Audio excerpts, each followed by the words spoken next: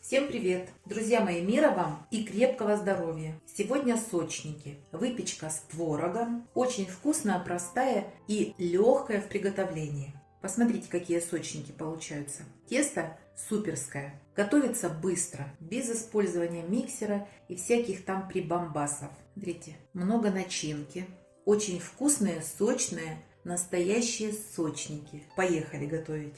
Приступим. В посуду берите побольше. Добавляю размягченное, вот посмотрите, вот такое мягкое сливочное масло.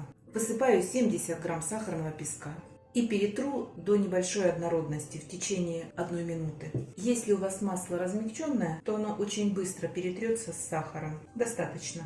Выливаем яйцо, высыпаем щепотку соли, буквально 2 грамма. Сразу же сметану, ванильный сахар.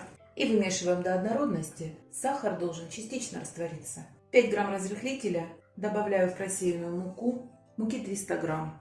Перемешаю. И соединим все ингредиенты. Буду замешивать тесто. Как можно дольше замешивайте вилочкой, потому что от тепла рук сливочное масло изменит свою структуру. Оно начнет таять и потребует побольше муки.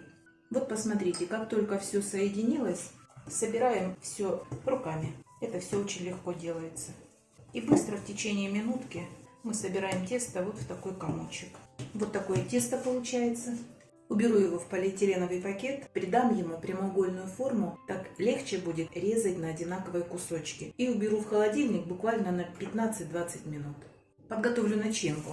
Желток затяну пищевой пленкой и уберу в холодильник. Он нам сейчас не понадобится.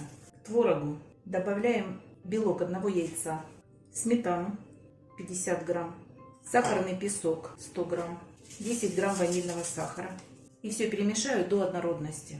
Друзья мои, перемешиваем и как будто перетираем творог. Он станет более однородным и уйдет некоторая зернистость. Все. Затем я буду добавлять муку. Количество муки напрямую зависит от влажности вашего творога. Вот здесь у меня 30 грамм. Вот сейчас половинку высыплю, перемешаю и посмотрю на консистенцию. Понятно, что она не должна быть жидкой, иначе она из сочников будет выливаться. Добавлю всю и перемешаю. Долго не перемешивайте, секунд 30, чтобы творог равномерно с мукой перемешался. Ну вот, посмотрите. Вот такая творожная масса должна быть. Она не должна быть очень густой, но и жидкой ни в коем случае. Продолжаем. Тесто достаточно охладилось, прошло 15 минут. Присыпаем мукой и работать будем с мукой. Делить буду на 12 частей, желательно одинаковых. Каждый кусочек округляю, раскатываю в пласт толщиной 4 мм и выдавливаю формой. У меня вот такая фигурная формочка. Вы можете взять любую. Можете даже вырезать тарелочкой или блюдцем. Выдавливаю. И сейчас нам надо придать ему форму овала. Вытянуть как будто язычок. Вот смотрите толщина. Где-то 4 мм. Раскатала и выкладываю полную чайную ложку творога.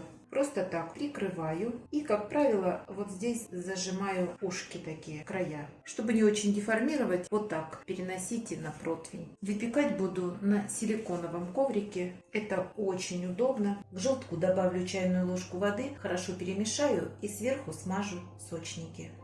Отправлю в духовку, разогретую до 200 градусов на 15 минут, только низ подогрев. Через 15 минут температуру убавлю до 180 градусов и буду выпекать до готовности в течение 15-20 минут. Зарумянится, сочники готовы. Сочники готовы. Как только полностью остынут, присыплю сахарной пудрой, но это по желанию. Все, друзья. А вы не забывайте подписываться на наш с Петровичем канал. Пока-пока.